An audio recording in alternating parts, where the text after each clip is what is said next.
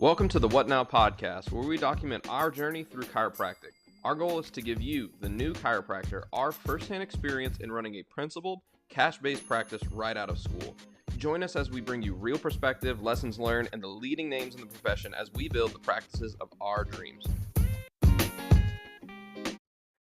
Yo, everybody. What is up? Welcome back to another episode of the What Now podcast. Today is going to be a really awesome one. Zach and Spencer Yes, it is. What are we on? Dolocast, baby. Dolocast. That's right. Before we get started, just wanted to shout out everybody who came to our second rendition of the What Now Startup Crash Course. Thanks for everybody being there. Hopefully, it was really cool having 60 of y'all in the room. Yeah, so hopefully, if you are listening to this, you were there. And if you were there, you started listening to the show because that you were there and you felt like that we had a lot of value. So today we're going to talk about something super exciting that I think is going to be really life-changing for a lot of people. Because I think it's been really impacting me and Zach recently. So Zach, tell everybody a little bit of context. What's going on?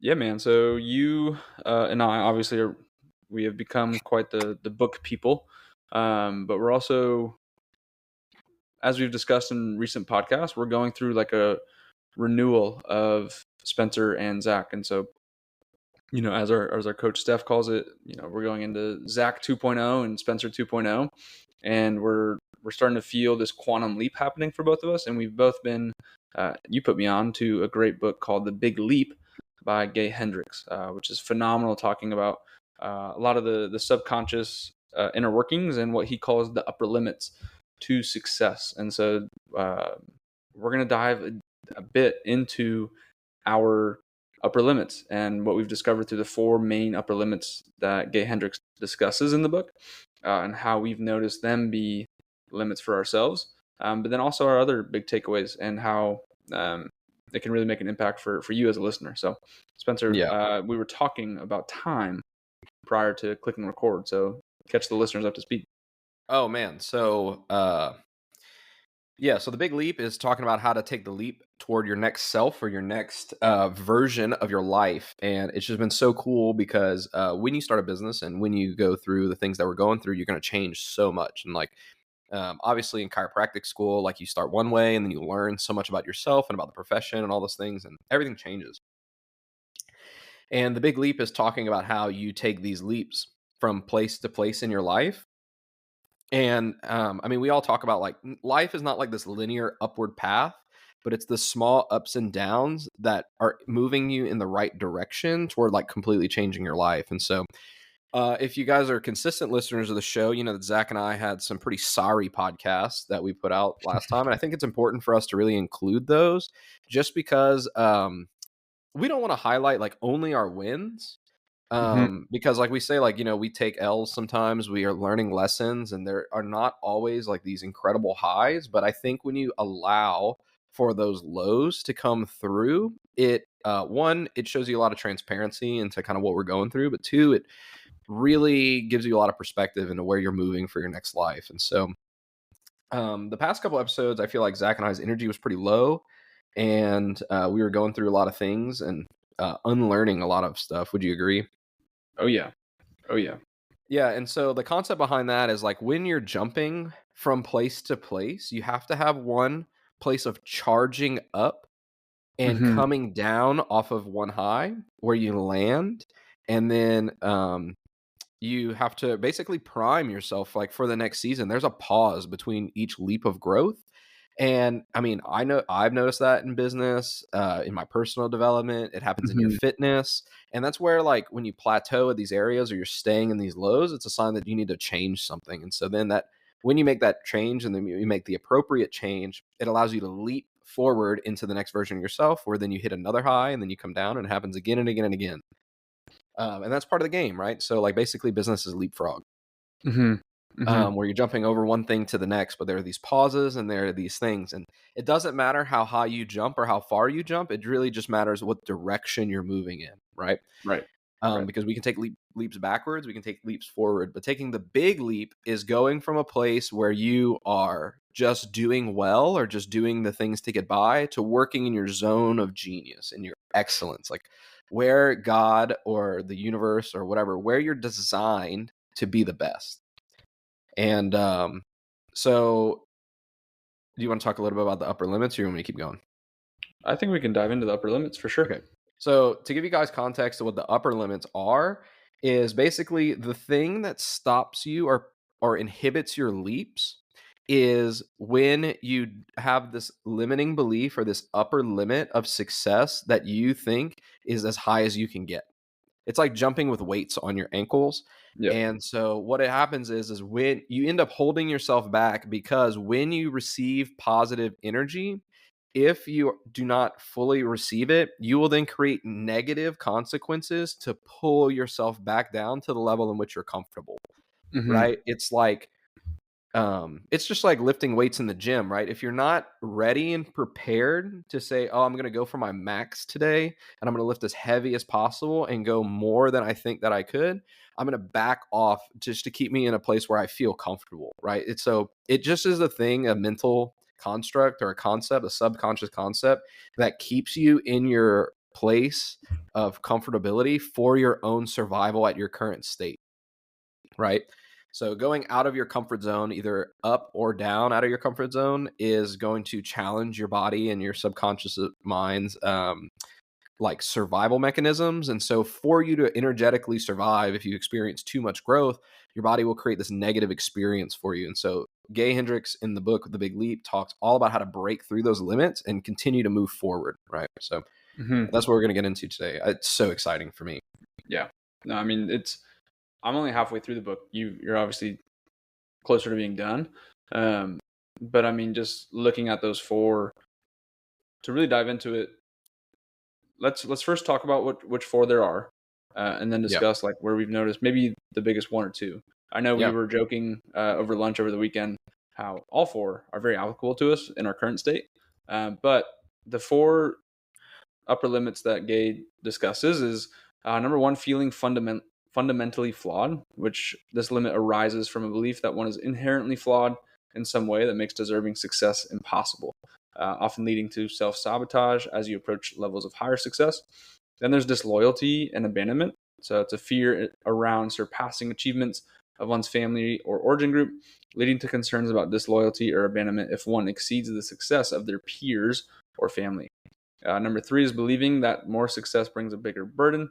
And some may feel that achieving more success will only lead to more responsibilities or burdens that they won't be able to handle, causing them to shy away from opportunities. And then number four is the crime of outshining. So this limit is based on the fear of outshining others, particularly significant people from one's past, like a parent or sibling. It stems from a concern that excelling too much might make others look bad or feel inferior. So we have feeling fundamentally flawed, disloyalty and abandonment, believing that more success brings a bigger burden, and then the crime of outshining. Yeah, I mean, where do you feel? I think we have time to go through all four of them just a little bit. We don't have to like obviously get like dark and dirty about our Right. path and why we see them, but how do they show up like in business sometimes? Like, what do you feel like? Where do you Mm-hmm. feel like feeling flawed and unworthy of success like shows up for you in practice at least, or in your life in this Yeah. stage? I mean, this stage still being like we've talked about like being baby business owners, right? We're only a year and a half old. In that regard, I think in that stems a lot of like, for me, I'm just doing this by kind of the seat of my pants in the sense of I'm just winging it, and I haven't put in a lot of like repeatable systems. And so with that, anytime we do feel like there's success, I kind of panic and I'm like, how did we do that? I don't know how we did that. Um, and then I'm just like, I change it all up again because I'm like, well, I changed it up last time. And then I also feel as though because of my lack of preparation, um, I'm not worthy of that success. Yeah, I agree. I mean, I feel like, it's like we always want to like we don't want to deploy anything in our business or change anything in our life until we have it all figured out and everything is Mm-hmm. perfect and buttoned up. And I think that like, with these marketing campaigns or with a new team member or even a new adjustment or like just talking about chiropractic in a different way, like, thinking like, oh, I'm not perfect. I don't have all the answers. So why would anybody want to listen to me? Or why would anybody, when I raise my prices, I think that's the biggest one in Mm-hmm. this category, is feeling flawed and unworthy of success or the money that comes behind it and charging for your value. I think that's a big thing in chiropractic, just being like, oh, I think that chiropractic is a lesser than modality, and so it's not worthy of a $200 consult or a $500 consult. Or, Mm-hmm. I mean, dude, like a Dutch test for your hormones is like $500. Like an Yeah. MRI is like, depending on where you go, like is like $2,000. Like, Mm-hmm. so a 30-minute look in a machine, just to look, not to do anything, is $2,500. But we don't think Yeah. that the chiropractic adjustment or one clearing of subluxation can actually like change someone's life radically. Like we don't think that that's worthy, you know? Yeah. So I think that's where like that will upper limit yourself, right? And so have you seen this upper limit happen in your practice? Mm-hmm. And like where do you see that happen at? Yeah, I think exactly what I just mentioned, Oh where we fit we where we fit those record where we fit those record highs, and I go into self sabotage. But also not just business, but I think from a personal level, in case you're maybe not in business yet, um, I've noticed a very repeatable cycle occurring, and I've talked about it a lot, and I need to really just get over it and believe that I'm worthy. And envision a like truly healthy and like in shape Zach. It's a Oh, big dude, part yeah. of Zach 2.0. But like I did 75 hard, lost tons of weight, was feeling really good about myself. Um, and then and I, then we went on the honeymoon. We went on a family vacation, and I didn't gain it all back, but I definitely, I think I worked out 150 times in the first 3 months because of 75 hard, and then in the last 3 months since then, I've probably worked out 30 times, which is not good if you're doing the math. But I go into this self sabotage, and it's become a repeatable cycle where the year before I trained for the marathon, lost tons of weight, and then the summer rolled around and I gained it back. And I've kind of been on this path where I'll lose the weight, get comfortable, um, because I'm like, oh, I don't need to keep doing the things I was doing, and I think that goes into business too. Yeah. I don't need to keep showing up to local businesses. I don't need to keep going to chamber events. I don't need to keep refining our systems, those type of things. And to me, that's where this upper limit comes in. Not that I self-sabotage by getting comfortable. Dude, I'm so glad that you brought that up because that was one of the biggest things that has shifted for me in this past week is that, dude, I was looking at myself, I was like, bro, I am not built for a 225-pound frame. Like, my frame is like not a 230-pound frame. Like, Yeah. I can hold it and like I'm glad I can build like this muscle mass and like hold this weight. But like, dude, like if I wanted to be 185, I could easily be 185. It's the fact that when I was growing up, I had this bad relationship with food that created comfort for me. And Hmm. then I would stress eat all the time. And then we were hashtag husky boys. And growing up, and it's like, oh, well, you have to have this other thing because you're just built differently than everybody else. Right. Like Hmm. all of those things. And feeling unworthy, especially like I notice like whenever I really do see myself in the mirror slim down, or if I really am seeing a lot of progress in the gym, or if I see like the numbers drop on the scale, I always find myself after I feel really fit having a massive meal that like really sets me back. And it's Hmm. because like it's like, oh well, I don't feel like I deserve to be slim and lean and aesthetic and athletic and all of those things. Like, dude, like I'm doing that to myself. Like the reason I feel bad is because I'm doing it to myself. And I Hmm. feel the same way like in business, like when I've raised prices, we're going through our second round of price raising. And what I notice is whenever I talk to people and the prices are raised, what I'll notice is I'll find myself trying to give more discounts. And it's not because like I like am running a special or anything like that. It's because I feel so unworthy of raising the prices. I'm trying to set myself back. Hmm. And that actually just gets in my own way, right? It's like I'm saying I'm raising my prices, but then I discount back to the original pricing. And really, I'm just like creating more work for myself and everybody else, and it creates turbulence. So Hmm. that's the first upper limit. But I'm glad that you shared the thing about fitness because I think that's really applicable, especially to a lot of men. Whether like you feel like you're too skinny or that you're too large or anything like that, it's Yeah.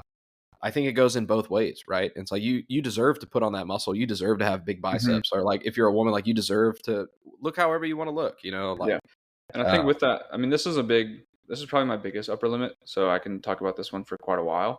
But one thing I've also learned, thankfully, from another coach, Matt, is when I get to an area of success, like I mentioned, I kind of panic and I try to do other things. Like I'm like, now we can add this or that, Hmm. rather than what he mentioned. And what I need to start doing is just double down on what's been working. Right. Yep. And it's the same thing in fitness or in other aspects of life where it's like, oh, like I've lost 20 pounds on keto. Now I need to go and be paleo or like, and so I just like start changing things up rather than like see it really all the way through and be Yep. consistent. And so this second half of the year, my biggest goal, or like my biggest two intentions or words, whatever you want to call them, is consistency, but then also doubling Yeah. down on myself, doubling down on the practice, just going all in um, with that. Yeah. This is good. I appreciate you sharing. Because like, I mean, we're here to be like really true and transparent with what's going on. Like, we're not here to Hmm. gatekeep for any of you guys. And this book is so huge, and like it really puts you in front of a lot of the things that will inhibit you in your business, in your practice, and your relationships. And so yeah, thanks for sharing that. Okay, so the next one is the fear of disloyalty and abandonment. I think that this one is like a really big thing for me. Um, just because a lot of the things in my past and everything where I feel like if I get the success, then people are going to dip on me, or like um I'm going to like lose people Hmm. because of all of those things. Um and that like it's hard for me to trust people like with these things. That's why it's so big to have like a friend like you where I can really feel comfortable like Hmm. sharing a lot of these things. And I guess everybody that listens here too. But I mean, my dad wasn't around like in my childhood a lot, and so like it's hard to like be abandoned, right? It's like if Hmm. I was so worthy for success and if I'm so valuable and I'm so like precious to all these things, like why, like I understand the situation and why it happened the way that it happened, but it's still hard to feel that worthiness and that loyalty when it comes from that, right? And I think a lot of people who have family drama that go on, it's hard to do that. But Hmm. um it ends up showing up in my life too, where when I get close to people, when I have successful relationships, then they fall apart, right? Like Kate and I talk about all the time, like um, the willingness and the choice every single day to go all in and feel like we deserve to have a loving marriage and a loving relationship and a successful partnership. That's a hard thing for me to like to chew, right? And it's the same thing, like Hmm. I think a lot of these two go hand in hand, right? Like if things have left, do you feel worthy about it or not? But Right. that's where I feel like it shows up there. And then like too, like with our like employees in the office and everything, it's like when people feel like our relationship is getting better, like when Logan is doing a great job in the office and stuff, I feel myself like struggling kind of back and forth with like, is she going to take these skills and go somewhere else? Mm. Is does she really think that I'm a good employer and stuff? Does she really think that I'm really taking care of her and everything? Does she really feel like she's paid well? uh you know all of those kind of things. Is she saying things behind my back that maybe like, oh, I don't like this or that? Yeah. And that's me self-sabotaging because I won't receive, like she just told me this weekend, like, you're an amazing boss, you always take care of me, I'm so glad to be a part of this vision, and I wouldn't want to be anywhere else. Like she tells me that all the time and it just bounces off of me, and I'm like, I don't I don't understand why I didn't see that, but it was my upper limit. Mm. That's a big one. That's a big Yeah. one. I don't necessarily struggle with that one as much. Um, well, I do, but in a different sense. Yep. Where, um, for me, I found a lot of success early on in football, in high school, and with that, I was going and working out typically by myself when my peers, like in the summer, were enjoying their summers or that type of thing. And I felt like I always had a lot of friends, but I wasn't ever like close with too many people because I was so focused on football, and obviously that garnered a lot of success through it. Um, but as I am unpacking it, I've realized that's where a lot of it stems from. Is like, oh, if I want to chase this success, or if I want to get to the next level of where I need to be, it's going to cost me relationships, and just getting into marriage and developing that, the most sacred relationship. Um, it's been a fear, and it's caused me to hold myself back because, and it ties in with the next upper limit.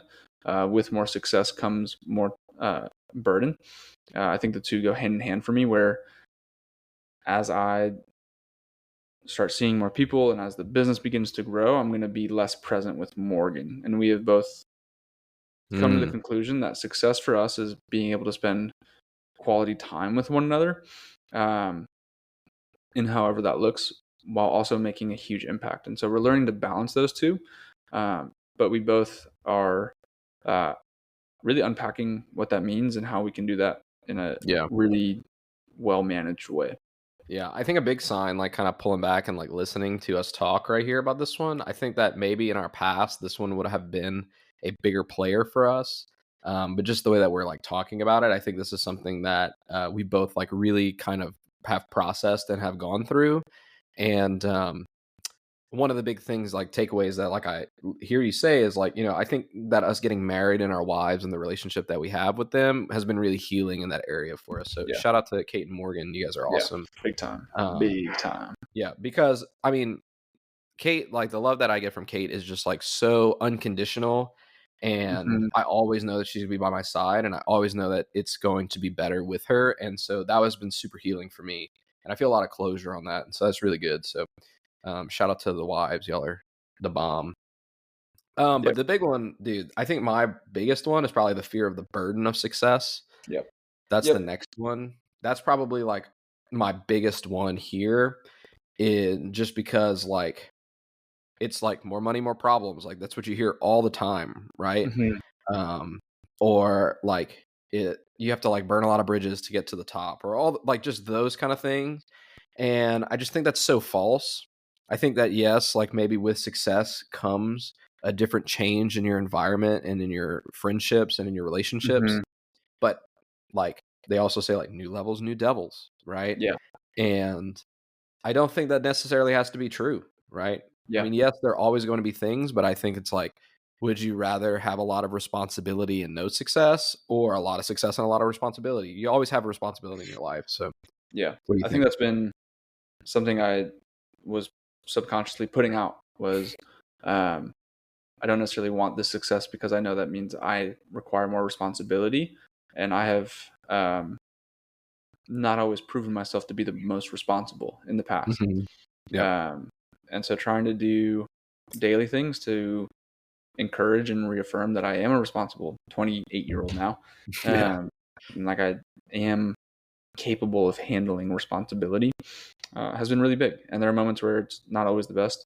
But I mean, like an example, this morning I had an extra half hour, and normally I would have just kind of dicked around and not done much, but there was laundry that needed to be folded.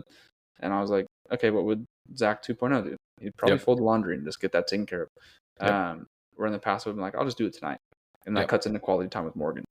Yep. And so for me, that's been a big practice since uncovering that, is doing those little things. And like if you read the E-Myth, they talk about like the manager, the technician, and the owner. And I'm definitely not the manager, but No. I've, I've come to realize that in order to get to that uh, next level of success, it requires some management. Yep. Um, so I've always in the Excuse me. past looked to uh, outsource that management without ever owning it myself, if that makes sense. And so that's a big goal as well. Stepping into the second half of this year is owning that managerial side. Yeah, I mean, dude, the biggest thing where I see this show up for me is in money. And this is why I Hmm. think like the flow of money for me was a really big thing for me to try to get over and through. It's because I had this ceiling right here.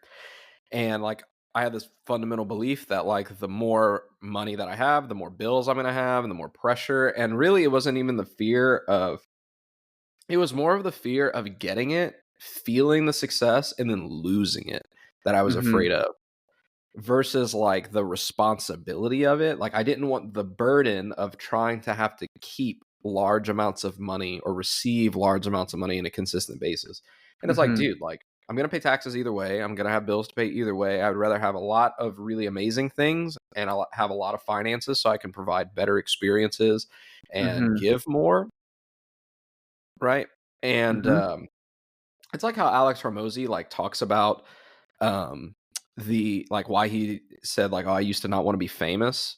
He's like, "Oh, I didn't want to be famous because I didn't want to have to deal with all of the things that come with it and all of the attention and have people all up in my personal life and my private life." And then how Hormozy says, like, I just realized that, if that's the price I have to pay for making an impact in this world, then I'm okay with it.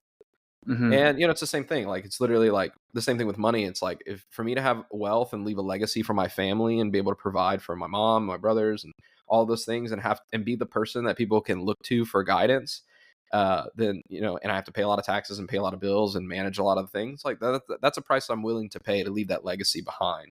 Mm-hmm. And I have to understand, like, I was upper limiting myself. So every time we had a record month in collections, it would go up and then it would go down. And then I Yep. have to try to get back to that spot. And it would go up and it would go down. I have to try to get back to that spot. Or people would pay in full, or we would receive large amounts of money and then we would get really small, or we get a no. Or Yeah. like a big bill would come out, right? Yeah. And so it's like, that's just the price I have to pay to achieve the level of success that I want. And it's not a burden. It's just a step that comes with it. Yeah. Yeah. I feel the exact same way. We'll hit a record high and then record Yeah. high and then but it's interesting too, kind of to tie them all together. Because I think the fourth one I don't necessarily have too much of an issue with. But we could talk about that one too. But to kind of go back to that first one, of like fundamentally flawed, is I don't realize that, yes, the record month came in that month, but it was also the things I was doing 2 to 3 months prior to that. And so I quickly forget what I'd been doing 3 months ago to then garner that success. And so again, that consistency and that management and that responsibility, staying responsible and not, thinking I won once, which is another great book, Winning by Tim Grover, where it talks about you gotta win every day. Yeah. And so Well, the fourth one for me, I feel like is also like really applicable. Like, if the first two, like if I had to rank them, probably the fourth one honestly might be my biggest one that like I feel like the most of, right? Just because like, um, for me, like really with the practices and stuff, especially with like a lot of our friends in chiropractic school, it makes me feel bad that like sometimes we have this success and like maybe others it takes a longer time to get there. And I don't want people, like, my previous fear was that I didn't want people to think that I thought that I was better than them, that I mm-hmm, was leaving them behind, that they weren't worthy of my loyalty. And Kate mm-hmm, and I had to have the same conversation like the other day, is just because like in the office, like I would like stop saying things to people, or I would like kind of hold back because I wanted people in the office mm-hmm, to really like her and like to really take her on as the doctor. But really I was creating friction in our relationship and in the office because I was just playing small, because I didn't want to overshadow Kate with my personality or anything like that. But really what I was doing was suppressing her expression of mm-hmm, herself, because even though I was playing small, I was creating this like really big negative vibe in the office that was just mm-hmm. overshadowing everything. Because especially as a business owners, we set the tone for the Yeah, whole office. And so if we are yeah, setting a small, meek tone, then to try not to overshadow people or try to let other people attain some success, really we hold everybody back. yep, And yep, so, I mean, that's how it shows up for me, a lot. Like, especially like in school, like when we would teach or something like that, like I didn't know if I was worthy of people listening to me and doing mm, things. And so I have the fear of like, like taking too much of the attention. I mean, I struggle with that honestly on this podcast sometimes, where it's like, I have things to say and I have things that I feel yeah, like people might want to hear, but I was like, I don't want to yap too much, So, yeah. I um, mean, I guess I feel the same way in that instance. But I don't relate too much to this one. Maybe I can do some deeper work on it, but uh, I can see where, I mean, just the example from the book uh, is crazy, where he's talking about the piano and those type of things with oh, that the one is wild. the We son won't and the go into daughter. that, but Um, you should read the book and listen to that story, because that's crazy. yeah, it was crazy. So I've never really had an instance like that. I feel like my being the oldest, my parents did a great job of celebrating the success of both kids. Maybe my sister might feel different, but I felt blessed in that instance, and um, I have always felt, if anything, uh, with Morgan and I having two separate practices, always competing with her, but never outshining or outdoing her in that sense. Yeah. Yeah, so I mean that's the four limits of the four upper limits. But we were talking about time, and so anyway, um I just want to touch really quickly like on his concept for time because I think that this is the biggest one, right? This is like if any well the big like this is these are huge takeaways, but really like his big teaching around the four upper limits is one, you have to know what they are. So then two, you can identify when they come up in your life. Three, you have to accept the fact that we all have upper limits and they show up in different degrees in our life in different contexts. Mm-hmm. And so you just have to have the awareness of yourself and of the upper limits to say, oh, I'm just upper limiting myself. Is this really a problem that is happening to me? Or is there something positive trying to come into my life that I'm creating a negative draw of energy because I'm afraid to surpass my upper limits? Mm-hmm. Right. And so that's been something I've been really aware of. And so when we just acknowledge, like, oh, this is one of my upper limits trying to hold me back, I acknowledge it and I say, no, thank you. Mm-hmm. And I do not accept the fact that this is my upper limit and I choose to surpass it. That's one of the things. You just choose not to allow that negative energy to come through.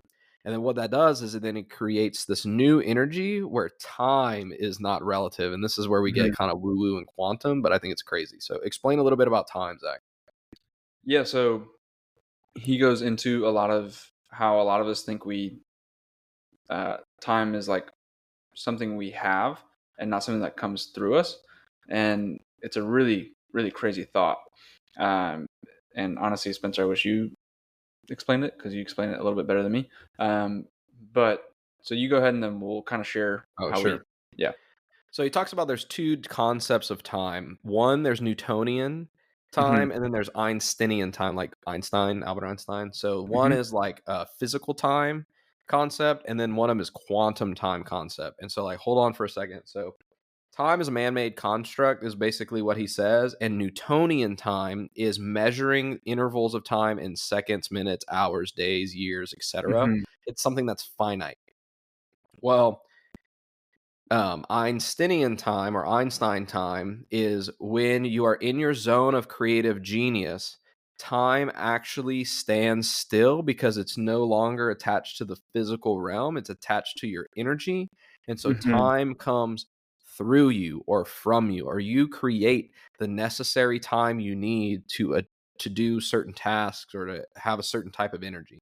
This is Hmm. crazy, but the example is that he gives is when you're feeling rushed and you say I do not have enough time, what you're actually doing is manifesting a constriction on the Hmm. time in which you produce. So the tasks in which you are trying to accomplish, say in an hour of measurement, will take up that whole hour because you have said I am not going to create enough time for me to achieve X, Y, and Z. So when you are moving in Einstein time, you just Hmm. say, time comes from me. I have enough time to do X, Y, and Z. Crazy. Yeah. So talk Yeah. about your example. Yeah. So for me, I I guess I move a little bit more subconscious than you. Like you made the affirmative action to start doing this, and I'd heard it and just noticed it once it was brought to my attention. But um, yesterday I only had like 45 minutes to go to the gym and make it back to the office to eat my lunch and before our team meeting and everything. And in the past, would have been like, that's not enough time. I'm not even going to go. And I would have just sat around for 45 minutes, similar to the laundry thing this morning. Um, but I was like, you know what? I can easily get a workout in. Um, and I got a workout in 30 minutes, showered, and was back, and still had 20 minutes afterwards, like extra time. But I've always had so much fear around time and anxiety and things taking so much longer than they actually take, um, where I would put that constriction on myself. And from like a big level, what I'm realizing too is, and in talking with Steph, is I've always thought that it takes time to build a Mhm. successful practice. And I didn't know subconsciously I was putting this on me. Like I got away from my big goal of being $1 million practice in 3 years because I was like, oh, it's just going to take time. It's going to take time. And I got into that rut and I let that become a limiting belief on myself of just like, it's going to take time, right? It's, it's got to figure itself out. Rather than be like, why can't it happen tomorrow? Right? Like, Yep.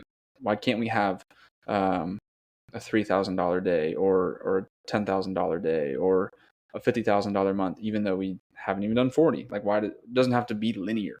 And we know that with the healing process, and we say it all the time to our patients. And why can it not be the same in business or in success? And so it's funny removing that already. I've noticed so much more freedom, and honestly, a lot more energy, especially at night, Yep. which has been crazy. Same. Yeah.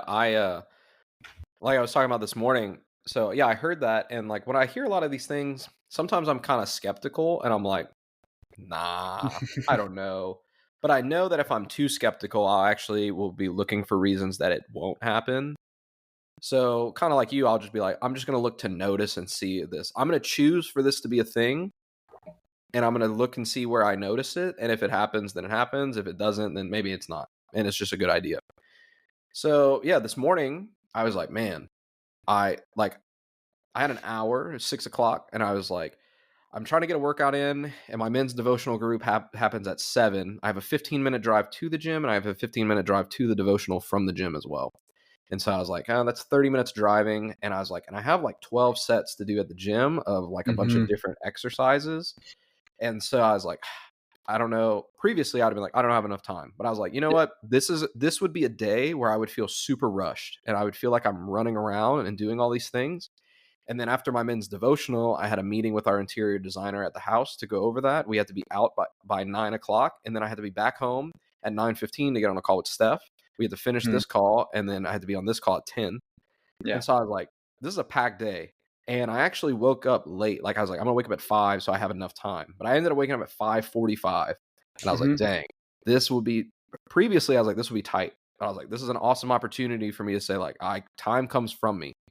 So I woke up this morning, 5:45, and typically I would have not gone to the gym. But I chose consciously to be like, nope, time comes from me. I will have enough time and extra to do everything.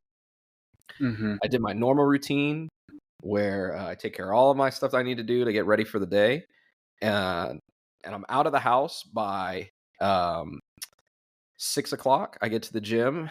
I planned to get there at 6:15, but I got there at 6:12, so I was already plus 3 minutes. I Mm-hmm. finished all of my workouts. Like I finished all of the sets that I need to do in the gym. Plus, I did a little bit extra mobility. I left uh, when I feel like I needed to leave, and I got to the devotional at the actually earlier than everybody else there. We finished that quote like 10 minutes late. I showed up to the house for the designer 10 minutes early before everybody else got there. We left 5 minutes earlier than it need to be. I got there 5 minutes before our call with Steph, and then we finished that call, and I had 10 extra minutes to get on this call too.